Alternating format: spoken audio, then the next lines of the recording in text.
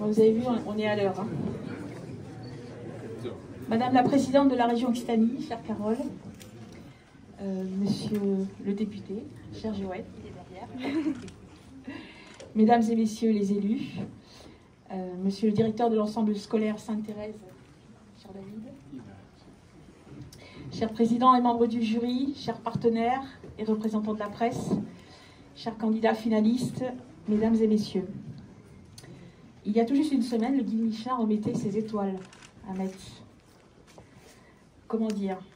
Si la partie méditerranéenne de l'Occitanie trouve grâce aux yeux du fameux guide rouge, apparemment ils ont un peu plus de mal à trouver la Haute-Garonne.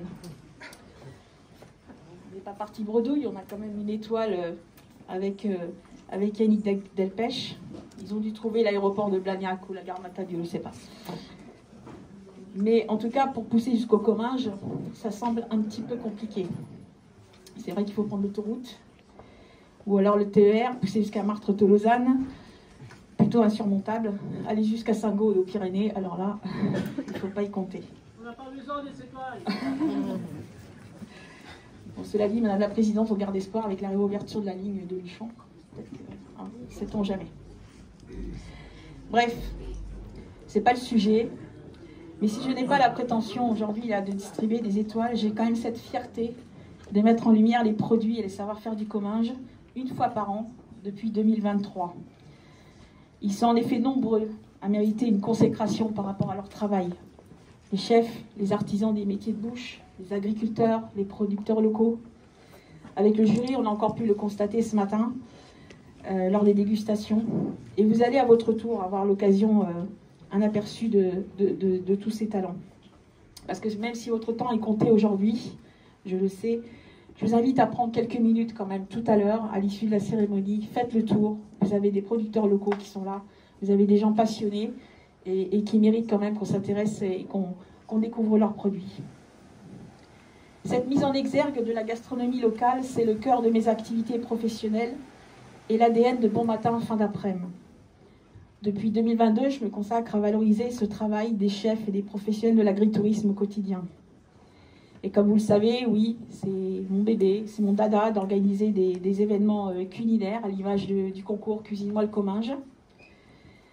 Ainsi, vous retrouverez bientôt Bon Matin fin d'après-midi. Nous serons présents cette semaine, en fin de semaine, vendredi, samedi, dimanche, au salon Passion Grand Sud, au Parc Expo de Villeneuve-de-Rivière. Je vous donne aussi rendez-vous pour deux gros événements. Un événement, le Festival Bon à Albi, fin juin, et le chef Olivier Chapuis vous en parlera tout à l'heure, ainsi que deux gros événements à l'automne prochain. Les fruits oubliés, en fait, à Rieux-Volvestre, et saveurs et foie gras et saveurs d'antan à Caser le 22 novembre. Ça, c'est tout nouveau, c'est le petit dernier. Merci d'être aussi nombreux aujourd'hui encore pour cette remise de prix. Pour la 3e année consécutive, le lycée professionnel hôtelier Sainte-Thérèse nous a ouvert ses portes pour accueillir le concours dans les meilleures conditions. Je remercie du fond du cœur des équipes très investies qui sont...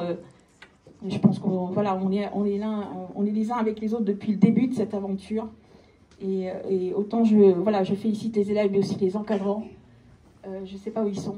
Laurent Descoux, Michel Mons, Sandra Lamazer, Adeline, qui s'impliquent, mais d'une façon exceptionnelle et qui vivent ce concours avec moi à 200%. Et je voudrais aussi remercier les 5 commis qui ont aidé nos candidats professionnels cette année, qui étaient en cuisine avec eux. David, je vais te laisser la parole pour justement nous parler de ce bel établissement.